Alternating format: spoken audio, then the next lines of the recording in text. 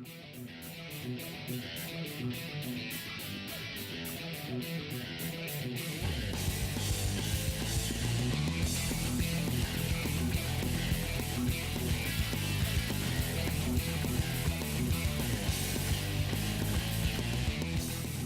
welcome into the Bulldog Blitz. I'm here, Gary Mathangani, with the head coach of the Anniston Bulldogs, Eddie Bullock. And Coach, obviously congratulations on the win. The Anniston Bulldogs went to Asheville, knocked off the Asheville Bulldogs. First off, just your overall thoughts in getting win number 1 of the season. Well, it was great to get off to a good start. You know, last year this time we was 0-2, I believe, with the non-region game, and then we lost the first region game. And it's just great to, you know, have that first win under your belt, you know, in the region and get off to a good start. Absolutely. We talk every year about how important region games are, and had the opener in the region be on the road and suffering through some adversity, got down early, and to be able to bounce back and score 26 unanswered points against Asheville. Just talk about this, the way the game played out and some of the things that you saw from your squad. Well, first of all, it allowed us to be focused, a little bit more focused, because we didn't have all the festivities at home and, you know, all the interruptions and distractions, things like that. So, you know, when playing on the road, you can tend to get a little bit more focused, and it's just great to get them out on the road. You know, we knew we were going to be playing a tough team, and they beat us last year, and we didn't want to have that setback again this year. So, you know, we went on the road and we played well. Absolutely. It was a tight game last year. I think 15-6 was the final score there. And then this year you were able to score and score often, especially late in the game. Got a nice lead going into halftime and then put another touchdown on at the end of the game. What were some of the key differences that you saw from both your squad and their squad from last year's game? Well, the main difference was, you know, the offense got the ball moving. They played in front of the chains, so to speak, you know, versus last year we had problems with the offense scoring points, and, you know, the defense played pretty solid, you know, as they did this year. You know, it played even better this year, but I think the biggest key was the offense was able to move the football, and that kind of caught them off guard a little bit because they were pretty much expecting us, you know, to do the same thing that we did last year. Right. And the defense played great. So, you know, we were able to kind of get, you know, offense and defense going. The old adage in sports is the big difference in week 1 and week 2 is where you see the most improvement from a football team. Right. Is that what you've seen so far from this squad? Absolutely. We, you know, the defense took on, had 2 or 3 goal line stands, and you know, in the end, the offense, when we needed to move the ball, we didn't want to put it back in their hands. We wanted to seal the deal, and the offense was able to capitalize on that, you know, getting a couple of first downs, and eventually we scored a touchdown. So that's what you really want to see, teams able to put teams away, you know, instead of just kind of keeping it close and hoping time run out. Absolutely. Coming up next on the Bulldog Blitz, we'll have first half highlights from Asheville as a big win and a big first half. You'll see how it all unfolded next here on the Bulldog Blitz.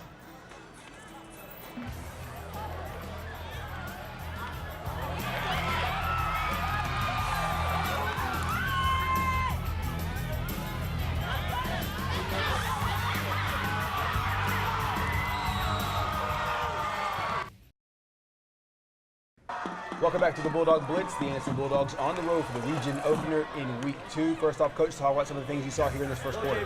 Well, we were able to move the ball there. You see J.B. Carlisle, we ran inside zone, and a great run for him. You know, he kind of kept the chains moving, and we ended up stalling on that break, but the defense came. You can see him flying to the football there, and we ended up getting a 3-and-out. Right here you see Jamar West running with the football, and we were able to just move the football when we got ready, you know, and here you can see us rolling out, and we lost a little pocket integrity there, and safety came down here, but of course you can see us hustling right here to the football, and we were able to keep him from scoring, and you know, the defense got down there and we kind of knuckled down, and that was one of our first goal line stands, and we were able to hold him out. And you know, right here you can see Savion just dropped back, and he didn't read the defense, and we actually threw a pick 6, and that's how Asheville was able to score on us. And, you know, but we kind of kept our heads up. We got the football right here, and got in, got a great return right here, and put us in good field position, and offense came out and, they were trying to take the edges away from us, so we ran quarterback lead, kind of getting Savion in the league. We stalled on that possession and ended up having to punt the football to him. And, got great field position on him. Had pretty much great field position, maybe except for a couple of situations. Right here you see Khalil Pete, a sophomore. He read the screen perfectly and was able to pick it up and score.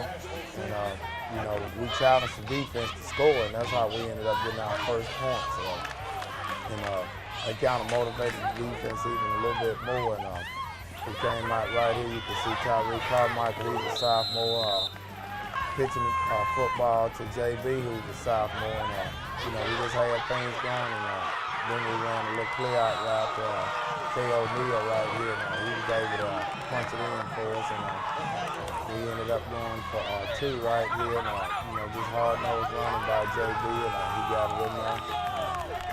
We ended up going ahead 14-6. And basically, we just moved the football. We had a couple of stall drives right here. You see JB running through, just moving the chains, just hard-nosed running. And, we had an opportunity right here.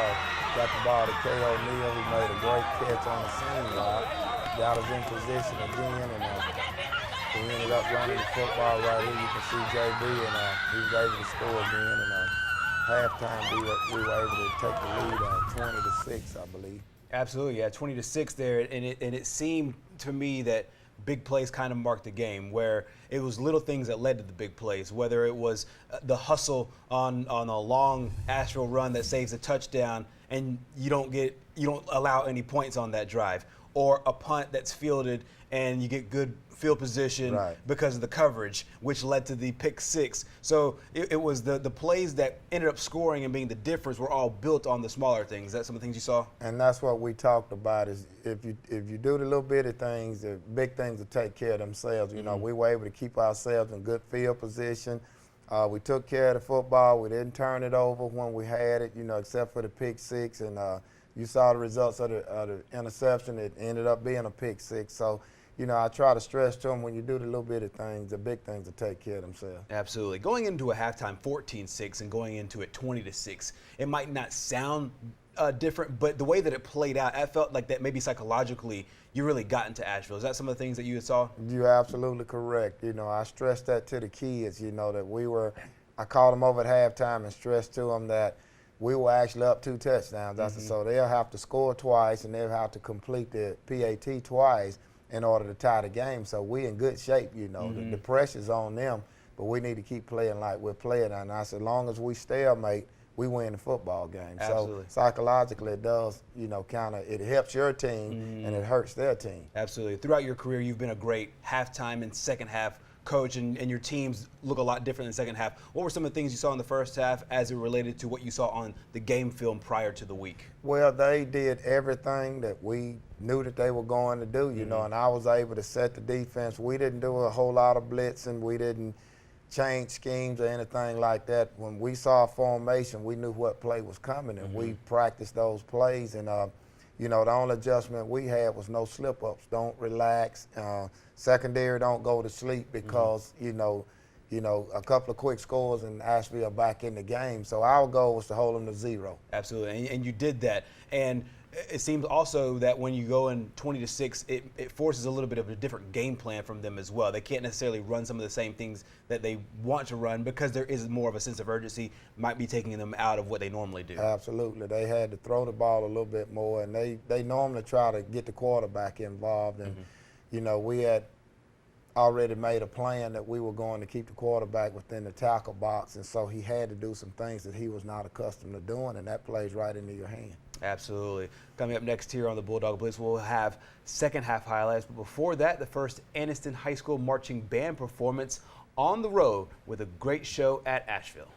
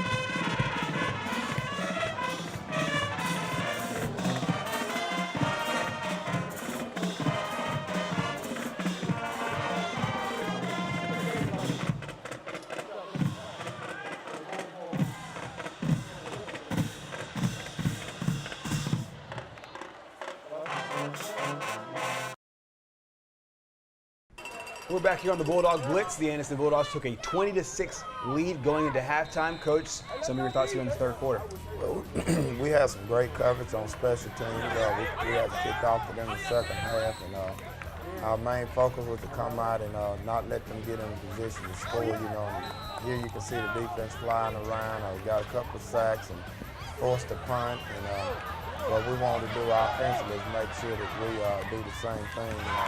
Here you can see we sort of stagnated. That was a pass that probably should have been thrown away by the quarterback, but he tried to force it in, and we ended up, our receiver tipping the ball, and Ashby picked it off. And we just told the defense, hey, we got to step up. And as you can see right here, those guys are basically playing lights out defense, and we forced the ball back to our offense. And there you can see J.B. Carlisle, he's running the football hard again. Just constantly moving the chain, and basically the second half of the game and field position.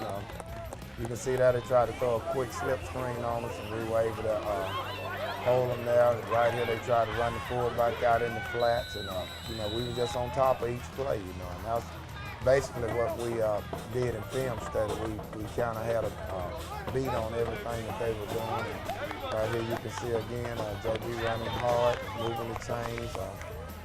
I think he finished the night with 157 yards rushing. So, he ran the football hard all night. You can see here just constantly gaining yards, and offense just moving the ball. And that's a big difference in the game. Right here, you can see we threw a play action pass at the end and put the game away instead of just going forward and trying to utilize the clock. We had an opportunity to put them away, and that's basically what we did. And we just asked the defense to just step up. And here you can see them. They're trying to make something happen. That play actually got called back due to the fact that they had an offensive lineman downfield. Right here was the last goal line stand that we made, and they just did a fantastic job of holding them out of the end zone. Absolutely. 26-6 was the final score. Coach, you went into halftime with there being 6. Your goal was for them not to score, and then you got that result there at the end. Obviously, the defense played well, and then the offense got that extra touchdown to tack on. Which one were you more impressed by? Were you more impressed by the quick start there in the first half, or just kind of that lights-out, shut-down defense there in the second? Well, it's kind of hard to say because, being a defensive coordinator also, I challenged the defense to not let them score, but I was very, very impressed with the offense, because, one of our problems in the past has been us putting up points. And, we were able to put up some points, and so I wanted to kind of give them confidence and let them know that, we was appreciative of what they were doing. And basically, it's just, both go. The offense played great, defense played great. Absolutely. What were some of the key performers from Friday night? We saw some of the guys in the highlights, but some of the guys maybe that when you watch back, that impressed you, or some of the guys that played well and had some improvements from week 1 to week 2? Well, offensively, again, we had K. O'Neal, our big tight end. He played well. Our quarterback is, coming on. He's playing well. At the running back slot, if you can run the football, you're going to always be well. JB had, I believe, 157 yards. He did well, and I was most impressed with DJ Finley, our left tackle on offense. He took on the challenge. Ashby had a pretty big offensive lineman that was pretty good, and we sort of neutralized him. But defensively, it's basically a toss-up because, I had, 3 different linebackers that had double-digit tackles. Right. Darren Parker at safety played a great game, and it's just a toss-up on defense. I basically got to decide who's going to win the defensive award for this week. Absolutely. Another big thing was last year a lot of these guys were young and they got a chance to play. Are you seeing some of that season and maybe some confidence that comes with the repetitions that come with Friday night? Well, you see it every year.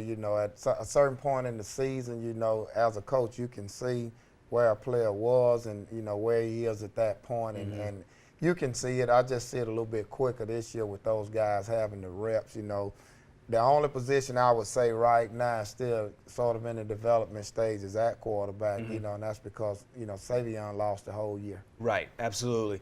We talked about some of the younger guys. We talked about some of the older guys as well. From a team perspective, last year and some of the years before, and even with different schools and different organizations, a lot of times you'll see where maybe a couple of losses at the beginning of the year starts to creep into your head where you are pushing for a win.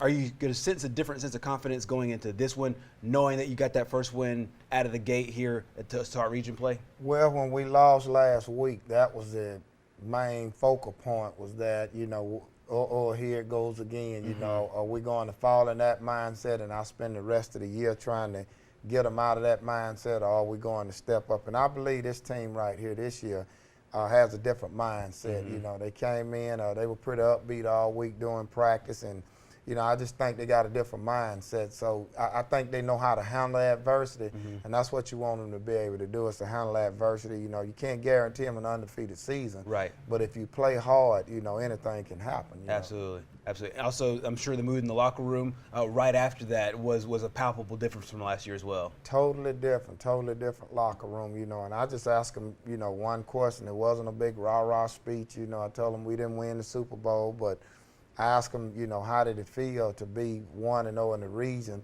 and leaving at this point this year versus last year? And all of them just started smiling, and they pretty much yelled out, "Coach, it feel good," and that's what you want to hear. I mean, you're gonna lose some games, but it's how you respond to losing those games. Absolutely. Coming up next is another big region game, and it is on the road at Cherokee County, a great team out of Class 4A Region 5. We will break that game down next here on the Bulldog Blitz.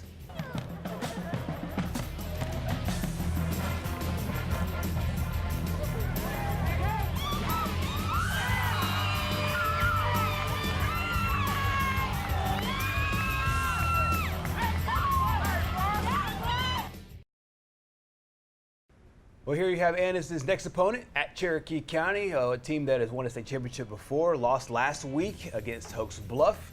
Anniston's back on the road. Coach, this is that weird situation where we talked about this last week, where you had the first 3 games at home last year, knowing that all 3 games were going to be on the road this year. Talk about this matchup at Warrior Stadium. Well, the plan is just to go in and have a solid game plan. Cherokee County is a very, very good team, and the record is not indicative of how good that team actually is. And we know we got our work cut out for us, and we just plan on going in there with a solid game plan, and we feel like we got a chance to beat them. Absolutely. You've known head coach Trip Curry for a long time. Both of you guys are seasoned veterans in East Alabama as far as coaching high school football. What are some of the things that you've seen with his teams in the past, and some of the things you expect Friday night? Well, he's basically a spread type coach, and he loves to focus on his key athletes, and one of them is his quarterback. That's 2-year starter for him, a great athlete, probably Division I prospect, and I know he's going to center the team around this guy. So this will be the 3rd week in a row that we face teams with great quarterbacks, and our primary goal is to bottle in that quarterback, and if we can slow the quarterback down, we slow the team down. Absolutely. They've, like you said earlier, they've had a tough road at the beginning of the season, but they've played some tough competition. Right. A team out of Georgia, then they played the defending 3A state champions in Piedmont, and then the team in Hoax Bluff, who last year made a run into the semifinals. You also have had a challenging schedule at the beginning. Sylacauga, team that's perennially in the playoffs in one of the upper classifications. Talk about the matchup of some of the things that you've already seen so far vis-a-vis what you're going to see Friday night. Well, we feel if we go in and we play mistake-free football, that we have a great opportunity to go in and steal a game, because Cherokee County basically has more veterans that's back, and versus what we have. We have younger players, but I feel like athletically we can compete with them. So that's basically what we want to do. If we can go in and keep that quarterback, in check, I think we have a great opportunity. We talked about mindset earlier, and the mindset of going on the road and winning on the road. Now you have that in. Does that make this week a little bit easier, knowing, hey, we're going to put those white jerseys on, we're going to go to a hostile environment, and we can go get a win because we did it last week? Well, it's always been that way. If you check my record coaching, we've always had a great road record. And we've actually faltered a little bit in the latter seasons at home, but basically on the road, we were able to go and get wins. And so, we don't even think about it as going on the road. Basically, we're going to saddle up and we're going down there and we're going to play some football. Absolutely. We've talked about adjustments in the past. We also talk about some of the things that you've seen. one of the good things, I guess, being in that second year in this region is that you've seen everybody at least one time. What are some of the things that you saw from maybe last year's Cherokee County game that you want to execute a little bit better Friday night? Well, basically, they just outmanned us. You know, they had a very good running back. The quarterback was able to do whatever he wanted to, and then they had good skill people. And they had a couple of guys on the offensive line, you know, that were, you know, they just took it to us. They just basically came and just said, we better than you are. And I feel like that this year we may be a little bit equal. You know, I don't think they may have the edge as far as development at the quarterback position, but we got our leader back, you know, and I feel like that gives us a great opportunity to compete with them. Absolutely. You don't have to spill all the beans here about the preparation, but do you use a lot of last year's tape against Cherokee County, or do you use a little bit more of what they've done so far this year? Well, I use both, you know, because they have the same coach, so, you know, he tends to run the same things. You know, you may scheme a little bit different, but after the game starts, you go back to what you've done always in the past. It's just, you know, human nature. So, you know, it won't be a whole lot of adjustments as far as, you know, the plays they actually run or the scheme they have set up. Our focus is basically just executing our assignments. If we execute our assignments and, you know, the defense play the way they played and the offense moves the football. Last year we had trouble moving the football on them, you know. And like I said, it was basically they said we're better than y'all. And this year I'm saying you're not better than us. Absolutely. As we take a look at the big picture in Class 4A Region 5, you're now sitting in the driver's seat, 1-0 in the region. How important is that as you guys move forward with a team in this region and a team like you guys that are in that first 4 spots that have a region win? Well, the difference is when you win and, you know, you have a chance to control your own destiny. But when you counter losing, you have to hope some things happen and you get in desperation mode. And so this year, you know, with us having that first win on our belt, you know, basically we're sitting in the Cattsburg seat. So we just have to maintain what we're doing, you know. Absolutely. As you take a look at the region standings, some of the things that pop out, maybe the fact that Jacksonville's 0-3 on the season. They've, like you guys, have played some really tough competition. A team like Sachs, who got a win last week against Jacksonville in overtime. What were some of the things that you've seen? I know you haven't had a chance to look at everybody in the region so far, but some of the things that stand out to you this far. Well, when I look at the region standings, the main thing that stand out to me is last year this time we were down at the bottom. We were sitting in the same situation, and we were very similar to Jacksonville and Cherokee County. We had played great teams. You know, we were 0-3, and it's just, you know, the same situation. But, you know, I empathize with the situation that they're in, but I'm glad that we're in the situation that we're in. Absolutely. And we talked about going on the road. And does that change any preparation whatsoever whenever you do go on the road as far as at home, just between Monday and Thursday? No, it doesn't change anything. It's just, you know, I think we get a better focus. And actually, the only thing that changed for the coaches is I have to find a way to make sure we keep all the players corralled when we're at home, you know. And I tell them that, you know, we're supposed to win at home and we have to have a better focus. But that tends to be a few distractions, you know, with, you know, maybe visitors trying to come to the field house and things like that on game day. And you just have to limit that. And once you do that, you know, I think we'll be in good shape. Absolutely. Congratulations, Coach. Win number 1 of the season, a big region win. We talked about that. We'll also talk next week about Cherokee County. We will break down that game coming up at Warrior Stadium. You go check them out Friday night, 7 o'clock, and we will break it all down here on the Bulldog Blitz next week.